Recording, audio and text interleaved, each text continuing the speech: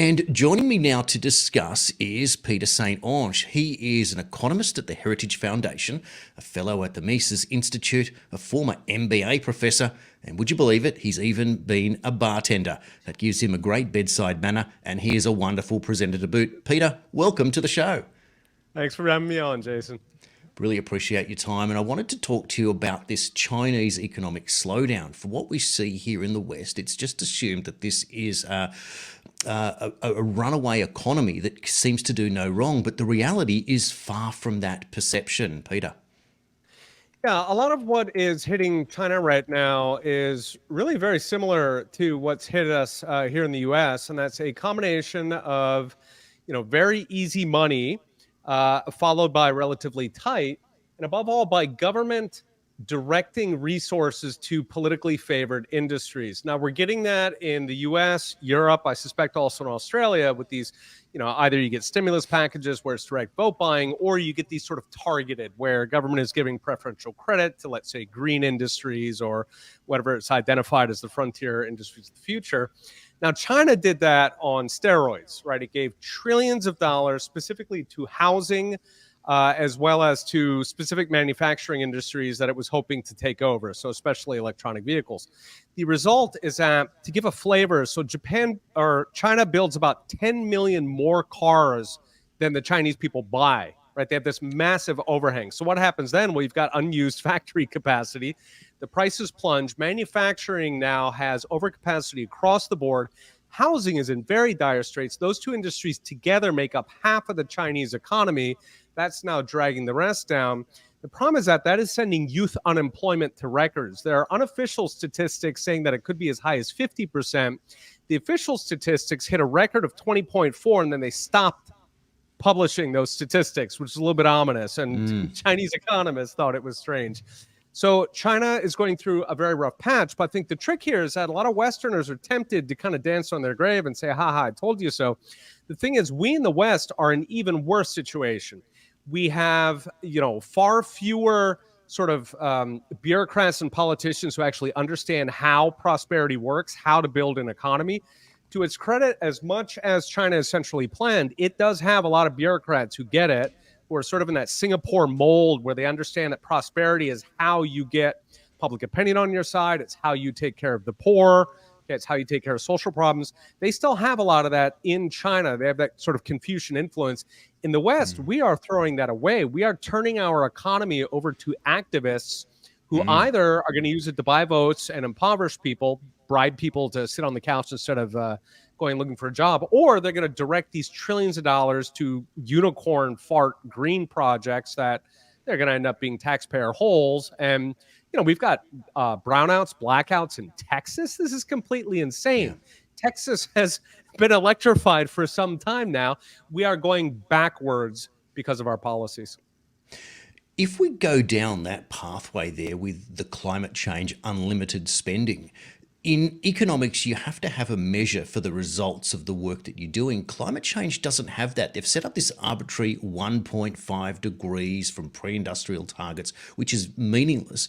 In Australia, at the beginning of the year, Bill Gates attended the Lowy Institute, and he was being interviewed, and he was asked specifically about that question, and he said, we'll never get to 1.5. We may get to 2.5. And immediately my radar detectors went off and said, this is the big joke here. They're just arbitrarily making up numbers so that they can always kick the can down the road and have that perpetual tap put on. How long, Peter, therefore, can any economy work under those conditions where it's unlimited spending in areas that are going to not deliver the results or the return on investment? Yeah, you're absolutely right. They make up the numbers. The answer why it's 1.5 or 2.5 is because that's the most they can get away with.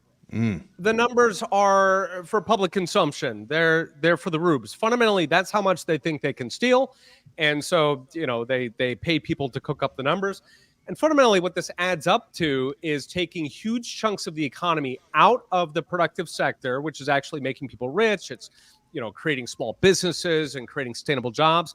All right, it takes it out of that and it puts it in these black holes that start to look like Soviet 5-year plans with Lysenkoism, where you've got regime-favored scientists coming up with quote-unquote truths, and then they steer all of society's resources to go chase that.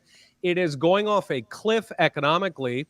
How does it stop? Voters at some point start to get the feedback. The jobs start going away. You get stagflation.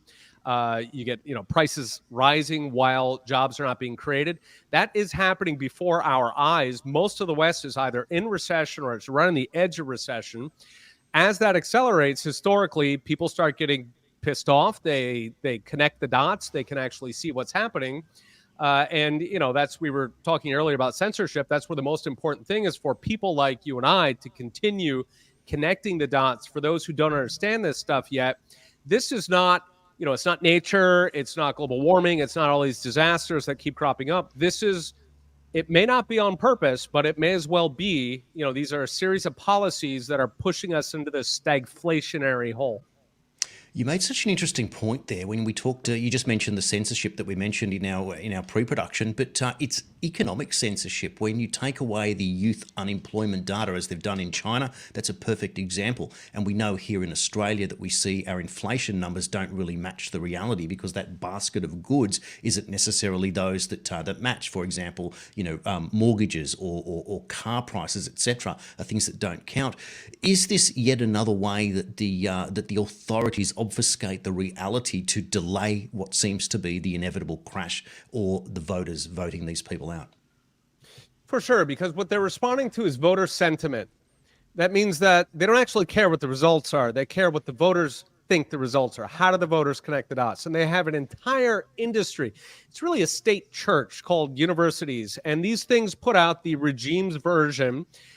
There are thousands of economists who are paid to cook up new measures of inflation that sugarcoat it. They have quality adjustment. They have core. Then they have super core. They literally keep pumping these things out because the entire operation is to deceive. It is to gaslight voters so that they don't believe what they see with their own eyes. Now, Peter, I want to just go off on a complete tangent, and this is a question without notice. But yesterday, around the world, it's this breaking story of an alien corpse being shown in Mexican Congress, and the reaction has been no reaction. It's like nobody's getting excited. What is the big deal here? Can you explain that phenomenon? Yeah, it actually made me very happy to see that everybody's default reaction now is to not believe the regime anymore. They have shot their credibility ever since the pandemic. Nobody believes a single thing they say. Whether or not it's true, nobody believes them. So I think it's very healthy. We are getting to this point now, right? Because 5-10 years ago, if they found aliens, if it turned out that Mexico was hoarding a bunch of aliens, this would have been a big deal, right? A lot of people would be talking about this. Now, people laugh, right? We have the ET memes. Nobody buys it. And I think this is very healthy, right? We have spent too long in this world where everybody just, downloads whatever the regime opinion is and just runs with that. I think it's great that people don't believe them anymore. And, we have now thousands of people on platforms like Twitter or X who actually do tell the truth, who think these things through. A lot of them are very, very qualified. They're certainly more qualified than journalists who are typically poetry or English majors. So we have these very qualified people who go through these things, discuss them, and that's what the people at large are waiting for. Okay, they want to see what's the outcome of the discussion from the neutral people, the people who are not part of the regime. Because as it is, they don't believe anything the government tells them. So to finalise or to summarise our conversation, do you think that the economic collapse that's inevitable is a result of economic indicators or the general public just saying, I don't buy this anymore, this has been propped up for too long, and that is the original first card of this house of cards? Yeah, so they're, generally speaking, and this is really across the West, they are breaking the economy, and they're okay with doing that because they know that they can just get the central bank to print out another couple of trillion and they can paper over whatever happens. So if you break the banks, you pour a couple $100 billion on that. If you break this market, you push out $1 trillion in stimulus. So that's really like their lifeline. Okay, the central bank is what is keeping the whole thing floating. That's what bails them out of all their screw ups. And so, but of course, the problem there is that the central bank, you keep doing that and you start to get inflation. So it's key that voters understand what's happening with inflation. It sounds like this kind of random specialized thing, but inflation is kind of the linchpin, right? Because inflation feeds the central banks. The central banks feed the entire crisis industrial complex. That's why, they could come up with COVID. They could shut down the entire world. No problem. They just print the difference. They are unafraid of causing problems, unafraid of, wiping out industries or wiping out whole communities because they figure the central bankers will cover it for them.